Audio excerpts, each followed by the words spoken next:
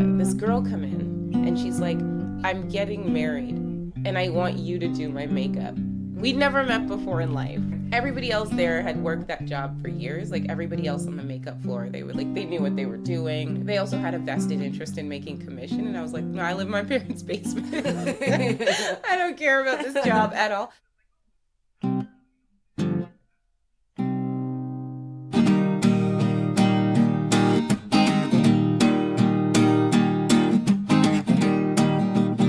Anyways, hi, welcome back. Hey!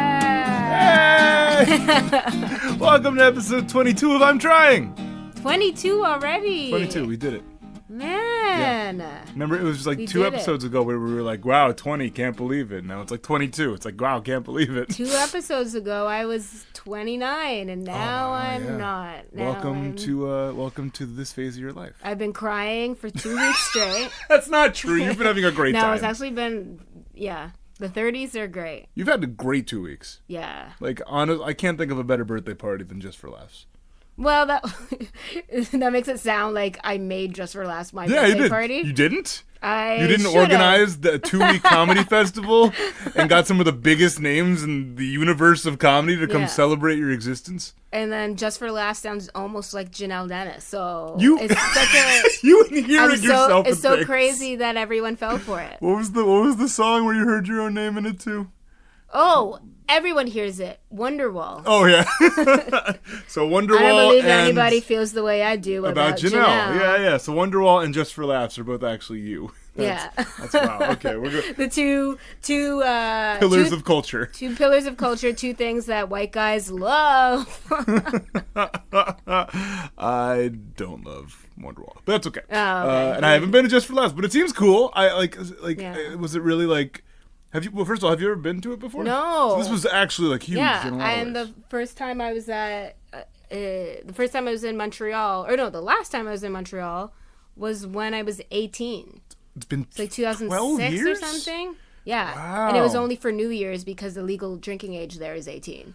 Oh, other than Toronto? Toronto's 19. So we're like, we need to get in 1 year early. You sound like Americans who are like crossing the border. 21? That's brutal. I've heard a lot of those kinds of stories. People like, I live in Minnesota, so I'm going to just cross the border real quick. Yeah. But Montreal is so beautiful. Oh, such a great time. And even before that was in Toronto, which was amazing. It was great weather the whole time. Got to see my friends. Met Spike Lee. I totally forgot about that. You posted the picture. It was you and Leah with Spike Lee. And is what you posted as the caption actually what happened? That's exactly what happened. Okay, can you please explain that? Because that is very funny. Yeah, so it was... So, Toronto International Film Festival, TIFF. TIFF. So TIFF happens all year in non-festival format. Sure. Just like kind of like IFC in New York. Yeah, just like throughout the country. Yeah. So, art house film, all different types of films from all over the world. So TIFF had the 30th anniversary screening of Do the Right Thing, which is one of the best movies of all time. Yeah. And Spike Lee was the special guest. So it was Q&A with Spike Lee after. And then one of my best friends, shout out Jordan Swami, and his production group, they do a lot of things. They put on parties. They have online communities, all that, called Boosie Fade.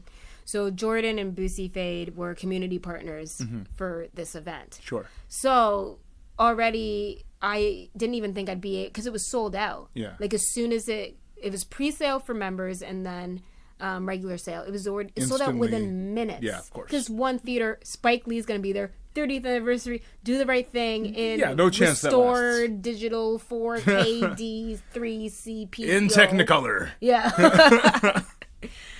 So I'm like, oh man, I'm so upset. I'm like, it's sold out. And he's like, actually, for Boosie Fed members, there's gonna be another block of tickets released. So I got the tickets, and then when me and Leah got there, we got there like right on time, which is early for me.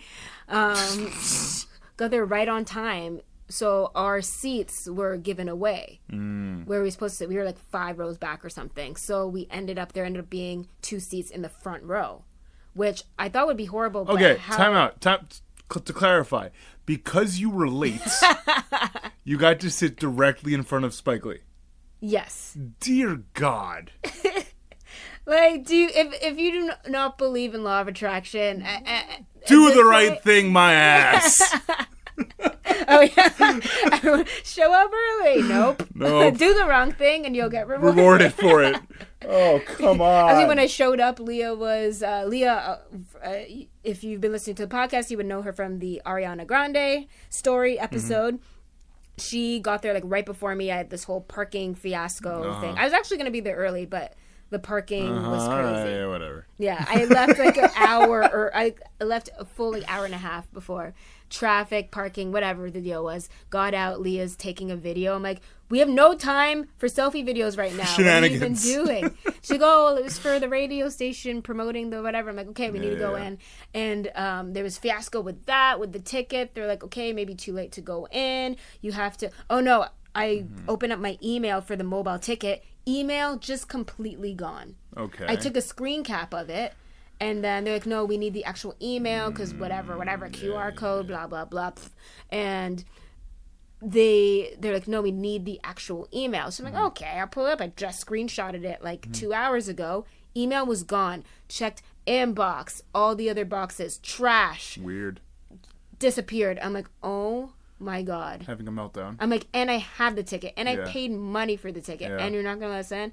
So then, like, okay, if you run down, this is at like the one of the upper floors. Like, if you run down all the way to the bottom and see if you can get a physical ticket. But we can't guarantee because like we're letting in the rush line right now. We already started letting in the rush line. You gotta go. So if you don't get there soon enough, like a rush person might just get the last ticket. Yeah. So like, oh no, we end up getting the last out of 3, we got the 2 out of 3 last 3 seats in the house.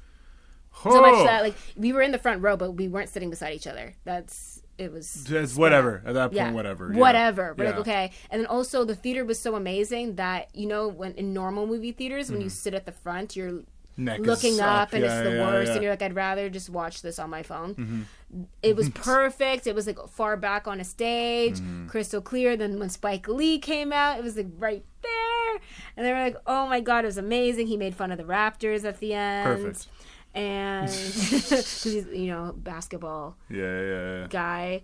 And so then afterwards we're getting ready to leave, and then we bump into so I know a couple other people that work at TIFF that I met them here in New York, but they're there. They're like, oh my God, are you going to the after party? I'm like, after party? You don't say. Yeah, I thought it was going to be like at a bar nearby or something. She's like, no, it's here upstairs.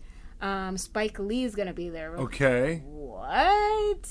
So I'm like, no, he's not. I'm like, oh no, she didn't tell Spike Lee was gonna be there.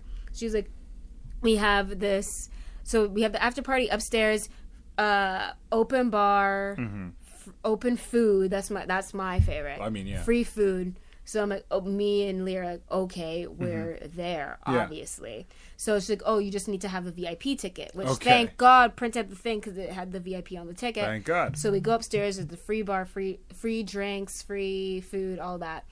And so one of my friends comes by, and who also works as a part of TIFF, but she also is one of the founders of this community drunk feminist films where they put on screenings. Yeah, and sure. I still host some of their screenings. So she's there. She's like, Spike is here. We're like, what? She's like, and he's in a very amicable mood. Okay. Like a very approachable mood. And so, because sometimes there's been stories, he doesn't take photos with people, all that. Like anybody. He was there taking photos with everyone, which I kind of didn't like because every single person was asking for photos. I'm like, he can't even have fun. Like, he can't even... Every single person... Like, he couldn't talk. But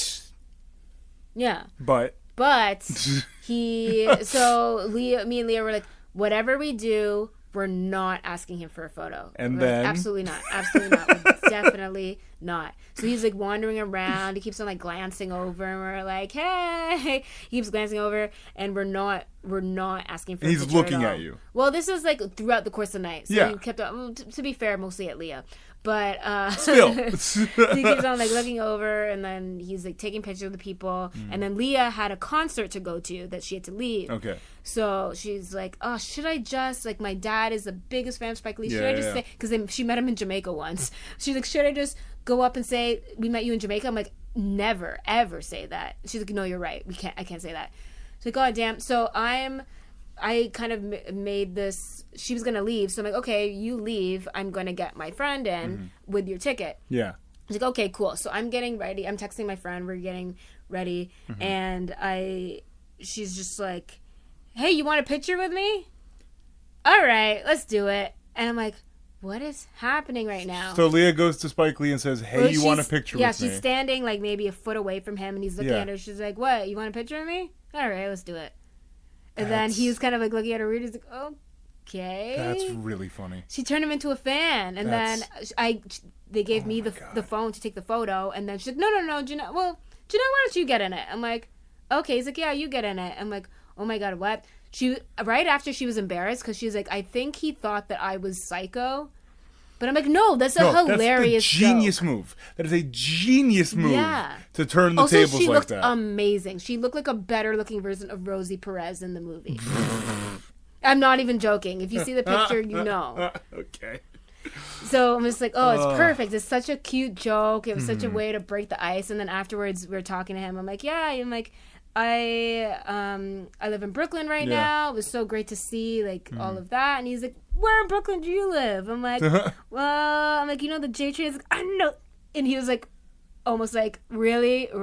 Do I know the J train? J-Train, come on my now. whole life is about Brooklyn. I'm the face of Brooklyn. Literally my artistic career. Literally on the J train, there's a mural of him. There is, yeah. Yeah. With the Brooklyn hat and everything. Yeah. So he's like, oh, do you live in Brooklyn? We're talking about it. I'm like, he's like, where? I'm like, Bushwick. He's like, why'd you say it like that? I'm like, well, I'm like, kind of like Bushwick, Bed-Stuy, like kind of like Bushwick, Bed-Stuy border. Right He's on like, the border, wait, yeah. not Bed-Stuy? I'm like, well, I'm on the north side of the street, so that makes it Yeah, Bushwick. yeah. And he's like, I thought you were going to say Williamsburg. I'm so happy you didn't. Nah, we ain't there. Yeah. That's And so funny. like, I'm like, oh my God, I'm talking to you. And I don't get starstruck at all, but just like, That's I a love reasonable moment. that, like, I'd seen, to be fair, I saw the movie when I was young, so Yeah. the whole concept of everything went over my head.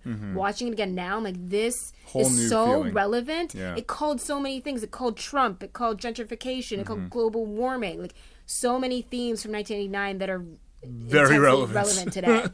And it was so Wow. funny, and was a really it's magical the evening, best. huh? We're like, oh my God. And we got the picture with him, and also I've been calling myself for the past couple weeks Drag Spike Lee.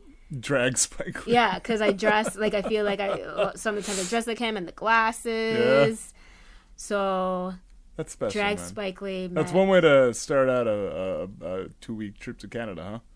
Yeah. Oh my God. gosh. That was the first That was night. the first night. We'll have to hear more stories in the next few weeks. I'm excited. Yeah. Well, Oh my it's God. gonna be the intro for the next. Yeah. year of the Hey man, podcast. I'm not doing that much right now. I'm happy to hear this stuff. It's amazing. Yeah.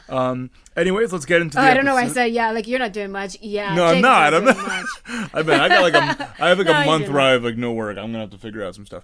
Anyways, amazing. One of the people you spoke to on your trip was Aisha Brown. Yes. Who we're gonna hear the episode with now. Jhanelle did the interview while they were up in Montreal. Yeah, it was a big year for her. It's not her first time at Just for Laughs. She's taped a gala there before, but this year she was taping a Crave special, which for the Americans or non-Canadians, Crave is like the Canadian Netflix or Canadian. Well, we have It's a Netflix streaming. there. It's a Canadian streaming service. Hulu. Yeah, sure. It's you get a lot of TV shows and comedy on there too as well. Yeah. So Crave, they had a few hour-long specials. Aisha was chosen to be one of them. That's also, awesome. she's the first Black Canadian comedian to receive a Crave special, Which she you'll hear talks more about in the episode. yeah. But there was a big article about it. She hates the attention, so of course I had to get her on the podcast to embarrass her. She some was more. a great guest. There are a lot of bleeps in this episode. Apologies for that. She's a wonderful storyteller and very enthusiastic. And I loved hearing your conversation because you got to hang out with a lot of really cool people up there. So without further ado, here's Jhanelle in conversation with Aisha Brown. Aisha Brown. There you go. I mean, I have so many failures. Yeah. It was like, I felt like I had like a good poker hand. I could have just put anything out there. Oh, yeah? You had a royal flush of failures? Oh, man. Do I ever. Let's see. Okay, so before I did comedy, I feel like I did a lot of like, I was very lost. So I did a lot of jobs that I had no business doing. Mm-hmm. And so one of those jobs at one point was I worked at a makeup counter. Really? Yeah, well, technically I worked at like the biotherm counter, which was like the skincare counter.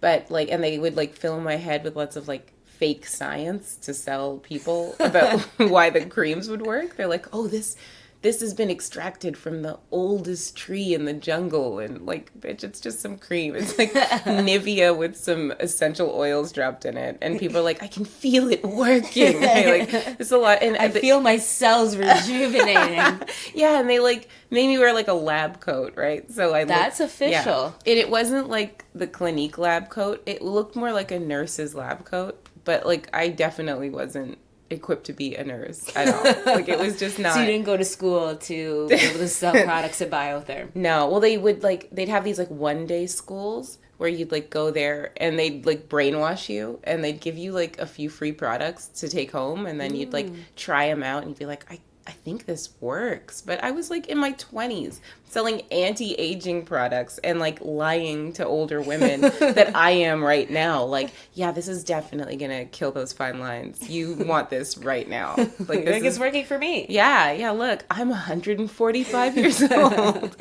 But so that counter was attached to the Iman makeup counter. And because I'm black... Black beauty products. Yeah. And, like, because I'm black, everyone thought I just worked at Iman. Also, my middle name's Iman. They didn't know that, but, like, for a lot of reasons, people thought I worked at Iman. Because the other person working the counter with me was this, like, older Serbian lady who didn't look like she was there to sell you black beauty products. And, like, she was good at her job, but, like, we were both part-time. So when she wasn't there, I was just there, like, and people would be like, oh, can you help me with makeup? And at first I'd be like, nah, that Serbian lady isn't here. But then after a while I was like, okay, let me try to, like, figure some shit out. So, like, mostly my job, whenever I was, like, on the Iman counter, was just testing out, like, foundations on people. And, like, a lot, it would make me mad because you'd have these, like, older black women who, like, have this crazy, like, colorism built into their head. And so I'd be like, this is your shade, and they're like, no, I'm much more light skinned than that. And I'm like, you're f***ing delusional, right? And I'd be like, okay, whatever you want to buy to, like, lay your light skinned head but dark body at night. Like, it just made no sense. They're like, don't you dare give me a shade 17. Yeah, it was crazy. And the thing is like, you'd see these women with, like, the most beautiful skin, and they just have the like they would just want to look like ash just to be able to say they were, like, a few shades lighter. Anyways, I would work that counter a bit, and then after a while I just became the Iman person, right? Like, I would just be like but this was at, like, Sears Fairview Mall, which no longer exists. I was the only black person on the floor, so, like, literally I was the only black person on the floor, so people just assumed I was the expert in black beauty care. It was so. Thank God you didn't tell them your middle name was Iman. They would be like, that's the Iman. Like, you guys look exactly alike. So I remember I had this girl come in, and she's like, I'm getting married and I want you to do my makeup. We'd never met before in life, and I was wearing a blue lab coat. And also, my makeup was some, like, basic bitch whatever. Like, now, like, I have, it's not like I'm great at makeup, but I've watched a lot of, like, black beauty tutorials with a lot of people being like, girl, you need that. Like, you know, like, there's a lot of, like, who's that girl, Jackie something? I don't know. There's some girl named Jackie something who's, like, the black beauty blogger on YouTube. Oh, whoa. And, yeah. I should know her. I should know her last name. I've watched a lot of, like, black beauty girls and, like, all their tips, and there's, like, way too many steps. But like, if they're doing makeup like they're about to go on a movie set. It's absolutely insane. But my makeup back then was, like, one step. Like I was like, put on foundation, done, right? Like I maybe some mascara and lip gloss. And the crazy thing is I had all this access to like free products and stuff. Whoa. And I would like play around on people, and I wasn't the worst, I guess. No, I was technically the worst. I was the You're worst. comparing yourself to the other. Everybody else there had worked that job for years. Like everybody else on the makeup floor, they knew what they were doing. They also had a vested interest in making commission, and I was like, no, I live in my parents' basement. I don't care about this job at all. I also did have a weird thing about like I didn't like lying to people so much, and that's all sales jobs are. So like even Biotherm after a while, like they were like, maybe just work at Iman mostly. Because, like, I just was bad at my job. But this black girl came in, and I feel like she was doing a wedding on the cheap, right? Like, in fact, I know she was, because I took that job to do her makeup for her wedding. Well, you were wearing a lab coat. She wanted some sterile makeup. Yeah, she's like, yeah, will you do my makeup? And I was like, well, I don't really do that. And she was just like, well, you know these products, and I love Iman products. And I'm like, well, I don't technically work for Iman. And she was like, I couldn't have told her anything. Yeah. Like, I would have been That's like, not a good sign. No. When your makeup artist doesn't want to do I was actively explaining to her why I shouldn't be hired to do her makeup. And she was like, bitch, you're doing my makeup. I'm like, I don't know what I have to say to her. And the crazy thing is like, it wasn't to do her makeup at the store. She wanted me to go to her wedding to do her makeup. Oh my God, the on-site makeup artist? Yes. And I was like, and the thing is I had access to like the demo products. Like they let you like sign them out, right? Like so I was like, I guess like I had the brushes, I had all the makeup I needed, and it wasn't just her makeup she wanted me to do. She wanted me to do her makeup and her like 8 bridal party members. Oh my God. And so she's like, also, yeah. Was she wasn't paying you? She was paying me. Oh my God. Yeah, she was like, but not a lot. It was a lot for me because I'm not a makeup artist. I was like, she's like, I'll pay you $200. And I'm like, deal. Like, I'm like, whoa, $200 in 2003. Yeah, you got this, bitch. Like, I was like real jazzed about it. So I was like, okay, great. You sold me on this thing I'm not prepared for and will ruin your life and your wedding pictures in the future. So, no consequences. So at the time I wasn't driving. So I had to get my dad to like drive me to this chick's wedding, right? And my dad, on the way there, he's like, so you're doing someone's makeup for their wedding? Like, there's a lot of like just that tone. And I'm like, yeah, Dad, I'm a makeup artist now. And he's like, okay, cool. Like, that's because he's seen me go through like a lot of different career shifts at that point. And he's like, yeah, this seems about as scatterbrained as everything else you do in life. Yeah, okay, great. You're a makeup artist. Hey, I'm a geologist. Like, he was like not feeling my my randomness, but he dropped me off.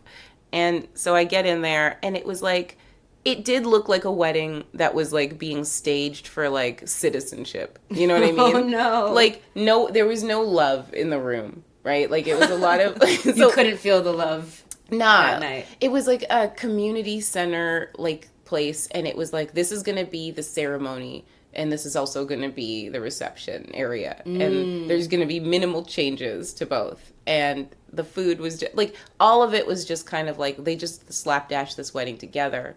So I was like, oh, this is coming together for me now. Like, you are just in a rush. And, like, I was literally, like, the first person you saw with a makeup brush in their hand. And you're like, I want you.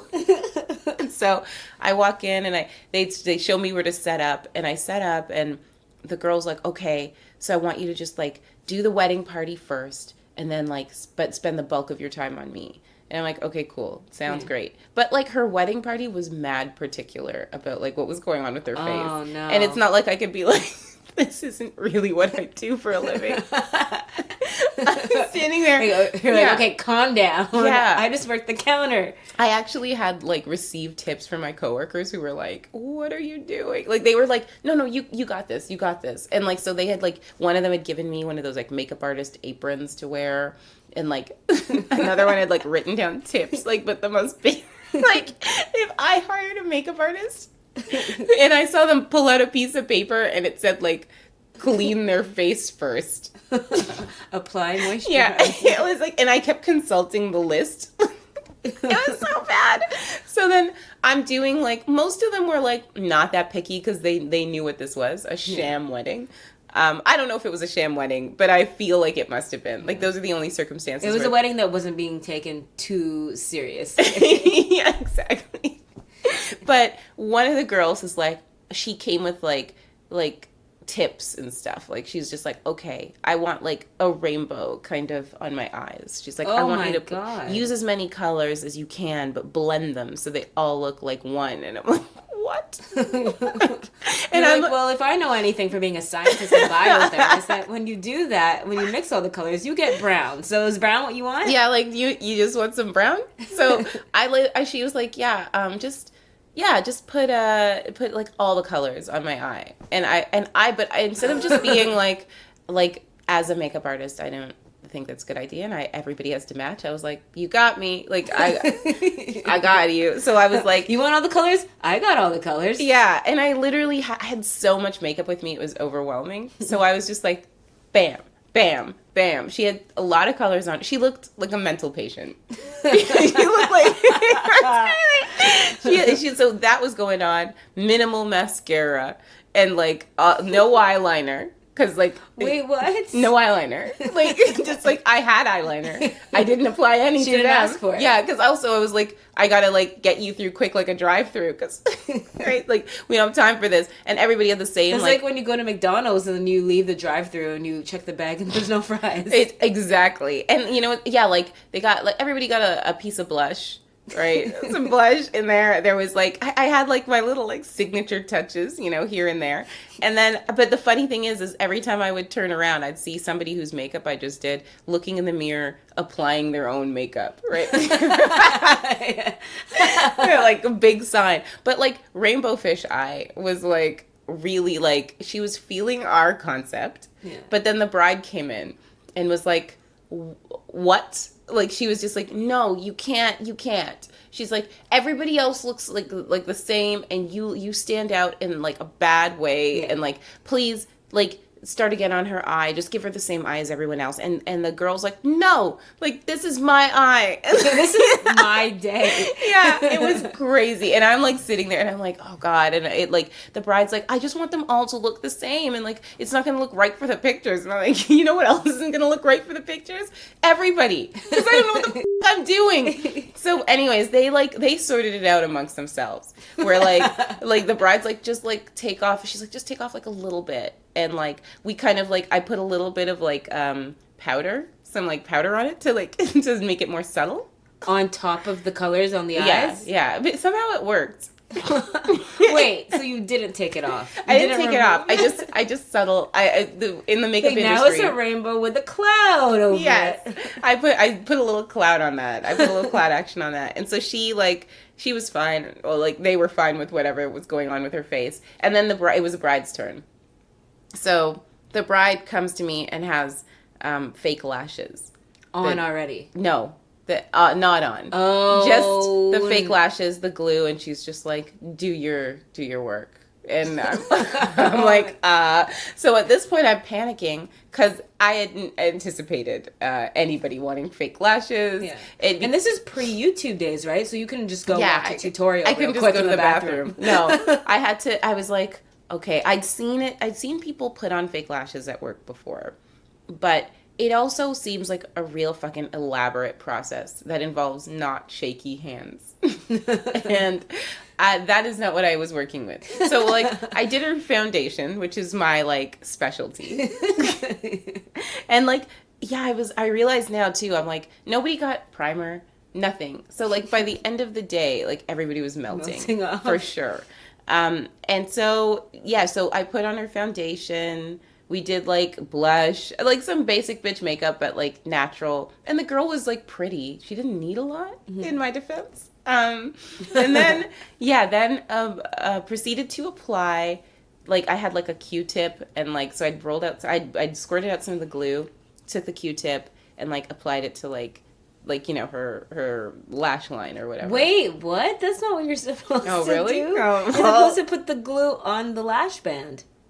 Oh, well, that's not what I did. I put it directly on her eye, and then I, like, That would explain something. She's gonna have no real lashes after. Well, see, so I apply her lashes, and to be honest, for the 5 seconds that we were in that room, her face looked okay. Yeah. Like, and even though like this would explain why I was getting a lot of questionable looks. I was putting on her lashes, and I was just like, this is just my technique. And then like, so the wedding there's like a few pictures, but not from a photographer, but just you got the lashes on. The lashes are on. Okay. For that part. And then she like is at the altar, and I'm like, oh damn, because like she's crying now. She's crying. You're like, who told you to cry? Yeah, like that. This isn't a real no wedding. one prepared me for this. So she's crying, and one of her lashes is straight up just like drooping over half of her eye, and she's having to hold it up. It was so bad, and like I was supposed to stay for like the whole wedding, right? But like they were like, please stay, you can eat, whatever. But as like before homegirl made it down the aisle, I was packing up my supplies, trying to get the out of this community center. But the craziest thing, like it was a failure. It was a failure. I like saw some of the pictures because she came back to the counter after and like to show me, but she wasn't mad. She was like, oh, I just wanted in case you have like a portfolio. I'm like, portfolio? What? It was a failure, but a failure that no one seemed to care about. Like she was the most easygoing bride. I feel like this wedding was not real. Like it felt like a prank. Like, it was a test from the Iman counter to see how you like yeah you do. They're like, okay, we want to know if we should hire her. Yeah, so that was like a failure, but that no one really acknowledged. And the groom just watched her eyelashes fall off, and he's like, that's my woman. But in the moment, did you feel... In the moment, my stomach hurt. I had like people have like a fight or flight response. I flew. I flew. I called my dad on my like bricky cell phone and was like, you gotta come to the community center because he's like, are you done the makeup already? I'm like, oh, I'm done. And like, I literally was like, I'm wheeling my stuff out of the community center, and the bride and the bridesmaids are like, oh, you're not going to stay for the rest of the wedding? Some of them looking at me like, oh, you know, like some of them were in on the fact that I was an amateur. And some of them were like legitimately like, oh, there's free chicken. Like you're going before the free chicken. But like also I saw them setting up the free chicken because that was happening during the vows. And it looked awful. So, but I was like, oh yeah, I got to go. I got another job to do. Lies. But yeah, I got my full $200 and some pictures for my portfolio, which my coworkers looked at and were like, what? This was not on anybody's piece of paper that they'd written for me. Yeah. So if you ever get tired of comedy... If I ever get tired of comedy, I'm pretty sure I have no skills in anything else. I'm just going to have to marry rich. Another question that we ask every single guest is after a moment of failure. So whether it's messing up some people's makeup, or if it's comedy related, writing related, when if you bomb or have a not great day, what's something that you turn to for comfort or to make you feel better? Oh, well, now, because it's so much after the fact. Now when I bomb or like I have like a big failure, whether it be like emotional or whatever, I play a game on my phone called Toon Blast. Wait. I'm at level like 2,951. Like it's completely insane, but it's so comforting. And I just do that. Wait, what? Tell me about this Toon Blast game. What is it, like Candy Crush kind of? It's very Candy Crush adjacent. It's one of those like matchy match games. I don't even really. It's hard to describe it, but it's clearly a child's game because they reward you with pictures of tunes when you like reach a certain level. It's. What do you mean picture of tunes? Like a picture of like cartoons. Like there's like like a jazzy wolf and like. It's clearly for children, but it's so, there's something like a fish playing the violin. Yeah, like it's all nonsense. And like, I won't lie to you and tell you that I haven't invested dollars in Toon Blast. I've invested a lot of money in Toon Blast. For in-app purchases? Yeah, because I'm like, oh man, I'm going to really need that hammer if I want to get to the next level. Yeah, it's, but yeah, that's my like release. I'm like, everything's okay if I can, at the end of the day, just go home and play a little Toon Blast. Oh, did you want something more profound? No.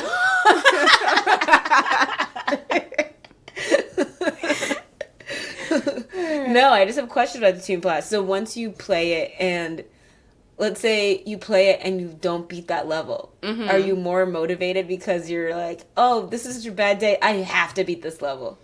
I'm straight up addicted to this game. Like, I don't even know if motivated is the word for it. There have been like deadlines that I've had where I'm like, okay, I'm just gonna play one quick round of Toon Blast, and then it's like 5 hours later, and I'm getting like a text from my agent, like, hey, do you have that like transcript ready for that festival you booked? And I'm like, oh, you bet. There's a whole new 5 minutes on Toon Blast I'm working on right now. I love that. I used to be addicted to Candy Crush. Yeah, Candy Crush, I after a while I was like, oh, these motherfuckers are playing. They don't want me to pass this level. Like, I was getting really mad. They want you to spend a lot of money on the in-app purchases. Yeah. I used to do that too. So I switched to another game. I don't remember what game that was. And then after a while, like, I leveled out. But Toon Blast is the longest I've lasted with a game. Yeah. Like, yeah, like How did you find out about Toon Blast? I got ads for it on YouTube, I think. Yeah, I got all these ads for it, and I'm like, well, if YouTube's recommending it, they know me. So tried it out. Who am I to? Yeah, to object. God, child's games. They're so like they're like they're gonna figure out that like the same thing, the same endorphins or whatever, or like pleasure centers that are like activated through like hard drugs are also activated during Toon Blast. Yeah, they do have why can't I think of the word? I'm like scientific results. Oh, for sure. No, they do have proof that when you play games, I can't say that it's specifically Toon Blast.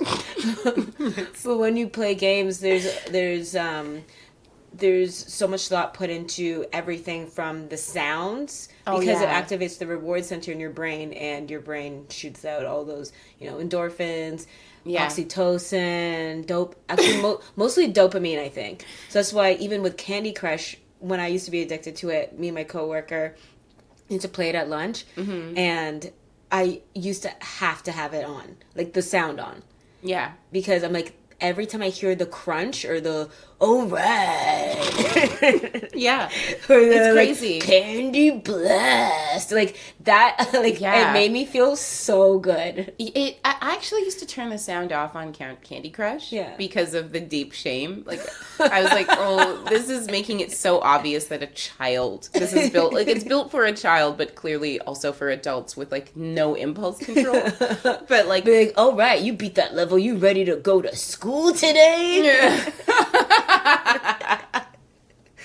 Yeah, we're gonna be like 20 years from now in the streets, and they'll just be like, the new drug addicts will just be like, people like, yo, you got that tune? You got that TB? And they're sneaking you Toon Blast games on the side. It's it's an addiction. But yeah, that's what I do after I fail. I go immediately to things that make me feel good. Comfort foods, Toon Blast, and sometimes I'll pop on like a show that makes me feel good, that there's no anxiety in. So is that a comedy, or? It's usually like anything a basic bitch would watch. Like, Housewives. Real Housewives of New York. Gilmore Girls. The Office, the American one, because there's no anxiety in that. I'm like, I already know Jim and Pam are going to be together forever. So like, I don't have any feelings about it. Yeah, there's no stakes.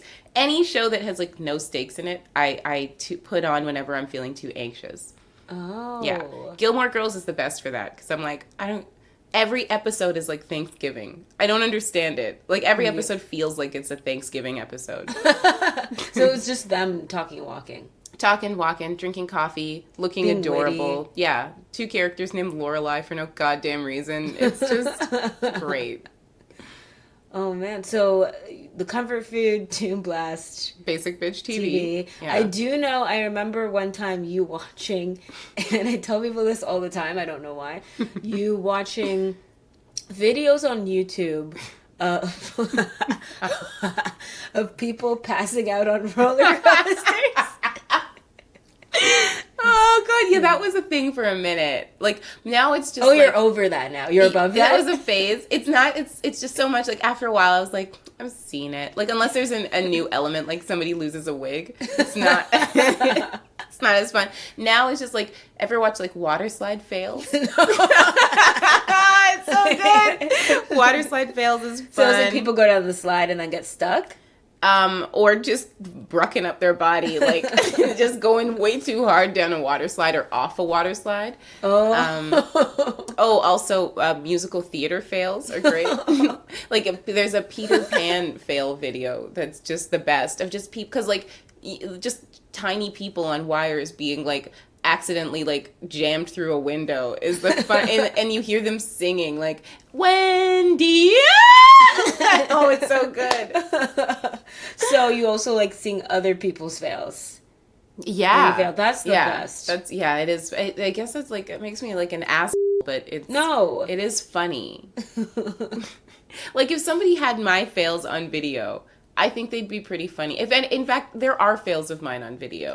They're called self-tapes. And they're awful. Auditions? Yeah, I went too hard once for an audition, and I wish I could somehow scrub it from like ever having sent it off. Yeah. Because it was for like, it was for a kids show, and I was supposed to be a character who was like a werewolf. Who didn't necessarily want to be a werewolf anymore, but I don't want to be a werewolf. Yeah, and then the other character's like, there's so many great things about being a werewolf, and then turns on music, and then I remember how much I love to be a werewolf.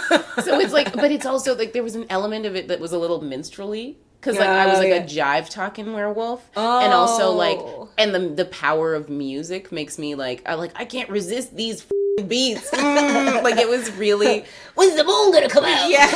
And I went all in. I went full like blackface on this werewolf, and like there was a moment where like I took some risks. Like I changed the script. There's like, you made a dramatic choice. Yeah, like I took something like a line like, oh yeah, like gotta dance when there's a full moon, and I was like, gotta dance when there's a full moon. And it was a hard no. They did not like my choices. I had like dance moves. I did that like Wolfman dance. Oh, you did like Michael Jackson. I did like a Michael Jackson Thriller Wolfman dance, and it was not like, that's the thing when you commit to something so hard and they're still like, no thank you. That is like so embarrassing. And who were you reading with? Like, was the other character a child? Supposed to be a child that bumps into this werewolf? Well, that was the worst part. I was doing the self-tape with this, like, it was at like a self-tape studio. Yeah. And so the reader for the self-tape was this guy, and he was reading as this character who was like an old witch. Like a witch who was like 1,000,000 years old or whatever. Mm-hmm. And he was like really committing to his character, but so much so that it was outshining my portrayal of the wolf. And he was like, he would stop the like self-tape for me and be like, okay, now in this part, he would like really question my choices, which I'm not a good actress. So like any kind of like doubting of my abilities just ruins any idea that I can have a good performance. It really, like that whole I'll show it to you after. It's brutal. Oh my God. God. So bad. Yeah. And you'll hear his voice too. He's like a sketch nerd. Yeah. Right? So he was just like really about it. God damn it. In his head, he's like, she's not gonna. Yeah. This part. Oh, for sure. Or he was probably like, if she gets this part, it's because I was such an awesome witch. Yeah, self-tapes are the worst. Oh, I remember. so bad. But also just, the scrubbing the memory part is so real because I don't remember a lot of things. Like my long-term memory is kind of shot. I don't remember a lot of things, but I will never ever forget an audition I had to do like years ago for I think it was Skidata Jones, like one of Quincy Jones's daughters, the one that dated Tupac. Oh, okay. Yeah, and I did not prep. I did not do any research whatsoever. So I went into this with like a fake American accent. Like I was like trying to do those like are the worst. early Halle Berry roles, like where Like she Babs? played. Yeah. I'm like, my man Tupac, and like, man, I love him so much. That's my baby. Like, I've been there.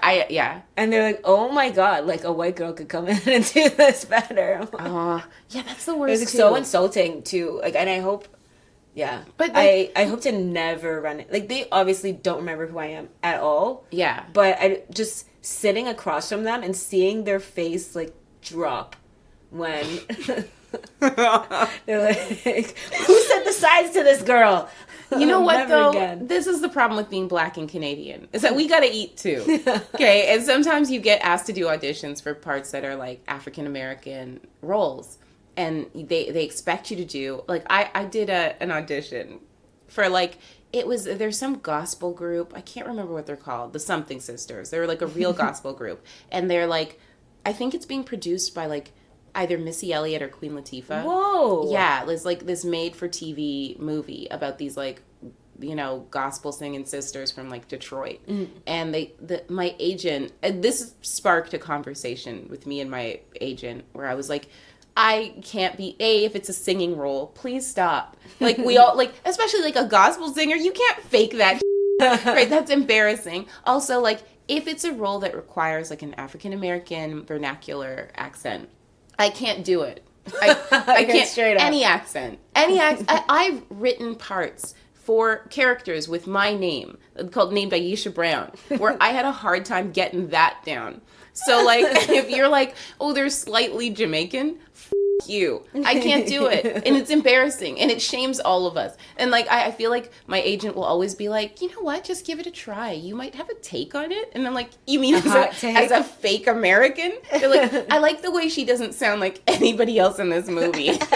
I like the way that she doesn't sound related to any of these people who have lived in Detroit their entire life. She must have gone through some real trauma. Oh, God. Those auditions are the worst. And the fact that, like, I ever have to, like, tape them. That sparked the conversation of, like, I can't do these anymore. This is embarrassing, and they're ruining me inside. I can't. So I relate. Yeah. Okay, so I think we're pretty much out of time, but first, we need to bring this up so we could just find a way to insert it in the episode somehow, because it will come out at least after Wednesday, which... You know, how dare you? I know exactly where you're going, and you, Jhanelle Dennis. Besides, you know, your monumental time at Just for Laughs, you made history literally. You hate that I'm bringing this up right now. I hate you. You made history literally by being the first Black Canadian to have a Crave I'm the first TV special. Black person to have a Crave comedy special, but Crave has only existed for like 3 years, and no one's called me on this bullshit. So I've gone like full in. I made them make me a sash that says Miss Black Crave Canada, and I wore it for my special, and they were like, and there's nothing more embarrassing than explaining to, like, rich, powerful white people how important and Black you are. Like, I'm like, yes, I'm making a statement. I'm making history. And they're like, if you say so. Like, they couldn't care less. They're like, okay, Viola. Okay, so this has obviously been, you know, a big time for you, and you've done a lot. You've been doing so much and a lot at the festival. One of the items of note that I think probably would go unnoticed, because you've tried to make it unnoticed, is you made a really important purchase. This is a witch hunt. This is not what you told me your podcast was about. This is some bullshit. I feel like Sarah Palin and your Katie Couric right now. This is some garbage. Let's get deep down to the bottom of it. But can you please just... Yeah. Okay, Jhanelle. Tell us about... Okay, so I have a boyfriend. He's a comic. His name's Hunter Collins. He's very funny. He's also... Super funny. And he's, like, the sweetest, most wonderful man I've ever dated. But he's also, like, deeply a child. Like, he's 36, but he's a child. And he's from Montreal. And, like, 2 years ago, we were by his brother's place, and we walked by a window, and he stopped. Like a woman would stop when she saw, like, the diamond ring she wanted. Okay? He stopped in front of the store, and he's like, I must have her. And I looked up, and it was a life-size gremlin from the movie Gremlins 2. Yeah, not even Gremlins, but Gremlins 2. It's a gremlin who's, like, flat. He's got on a trench coat. He's, like, flashing the street, and he's got on sunglasses. And I said, and at that time, like, we're moving in together soon, but at that time I was like, I don't even live with you, but absolutely under no circumstances will I allow the purchase of this ridiculous item. Like, you have bills to pay. Like, this is absurd. And for 2 years he's brought it up, just like, I don't know how I'm going to get my hands on that gremlin, but and I'm like, well, it's probably really inconvenient and you should just put it out of your mind, right? Leave it alone. But then, like, I got, like, my per diem for this, like, writing gig I took at JFL. And rather than use it to buy food that I need to survive, I was like, I guess I'm buying this gremlin. Even though he's a white. So I bought him because of course he is. Because no black man would want this gremlin. But, yeah, I went to the gremlin store. And this was, like, an ordeal. I had to, like, it's not on the same side of the city that we're on. So I had to, like, get a cab, go there. And, like, my French is so, like, it's just, like, asking people, like, le magasin avec le gremlin, s'il vous plaît? Like, just asking people if they know which store has the gremlin. Yeah. And then I finally ran into his brother, who's like, oh, I know exactly which store it is. And I was like, is it still there? And they're like, yeah, it's still there. Of course it's still there. Nobody was going to buy this. So we get there, and I look in the window, and actually it's not as obnoxious as I remember it being, because I'm looking at the wrong one. It's exactly as obnoxious as I remember it being. And I go inside the store, and the guy is like French comic book guy from The Simpsons.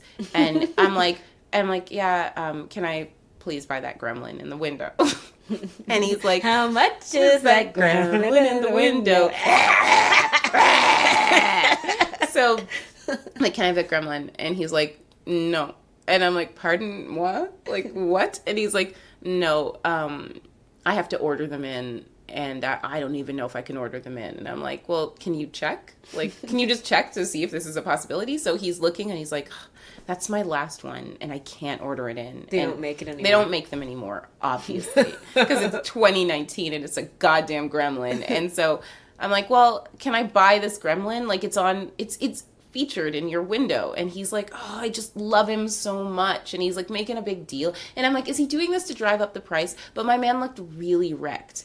He looked upset about it. And I was like, look, like, my boyfriend saw this 2 years ago in your window, and he really loves it. And he, like, finally agrees to sell it to me, but only because I'm like, I'll send you a picture of it when we put it in his apartment. And he's like, he starts writing his name down on the back of a business card. And he's like, treat him well. And, like, folds up the sunglasses for me. And I'm like, great, I just threw him in my purse. He looked so hurt. And then my boyfriend's brother's like, yeah, the kids in the neighborhood are going to be real sad. Like, this gremlin is a fixture of this entire community. And that's the crazy thing, is that Montreal is a cultured place that's, like, full of art and good food and culture. Like, of like, Canada, Montreal is, like, everyone's like, that's our Europe. Right? Yeah. But this one neighborhood is still not over Gremlins 2. It's so crazy. So then I had to, like, but the thing is like, in the morning, because you and I are in the same goddamn room, and you're, like, not a morning person. No. And I came back from, like, regular shopping that yesterday morning, and you're like, oh, where are you off to? And I'm like, I just gotta go run some errands. And you're like, I'll come with you. And I'm like, it's not necessary. And you're like, where are you going? And you asked me, no. Yeah, and I'm like, I'm gonna go pick up a goddamn gremlin. And since that, I swear to God, you made sure to be anywhere that you could be that I was, so that you could see me come into this hotel with a gremlin. And you, like, would not stop laughing. You've taken nonstop pictures with the gremlin. You took my Miss Black Crave Canada sash, put it on the gremlin, desecrated it.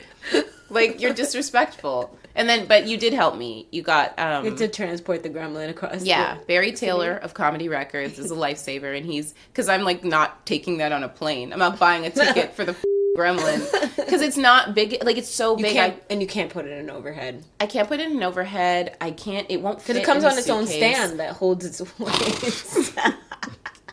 It's so inconvenient. If I like, and Hunter is really like the best of boyfriends. He's taking me to Mexico in a couple weeks, so he gets a gremlin. He gets a goddamn gremlin. That's your proposal. That's the this ring. is our engagement gremlin. Your promised gremlin. Yeah.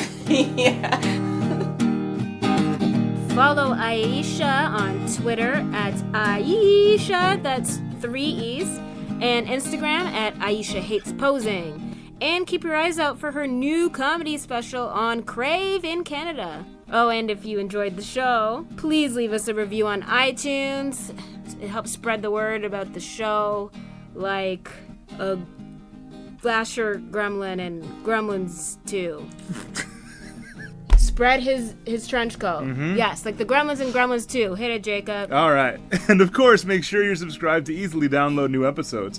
I'm Trying is hosted, edited, produced, and scored by Jhanelle Dennis and me, Jacob Derwin. Our cover art was created by the fabulous Sammy Kappa. See more of her work at sammykappa.com. That's SAMICAPPA.com. And you can follow the show on Twitter and Instagram at I'm Trying Show. And if you want, you can follow us individually at Jhanelle Dennis and Jacob Derwin. If you've screwed up or embarrassed yourself and are looking for help, Or pity. reach out to us on Twitter or email at imtryingshow@gmail.com, and our team of crisis experts Us. will be more than happy to assist you. Reasonably happy. Thank you so much for listening, and in the words of the Beatles, Suddenly, someone is there at the turnstile. The girl with kaleidoscope eyes. Oh, you did the eyes better. I mean, I always do the eyes better.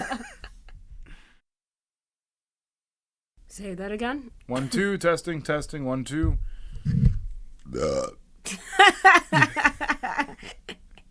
You're welcome. I will test it. Welcome to I'm Trying. We're recording. I caught that. Good.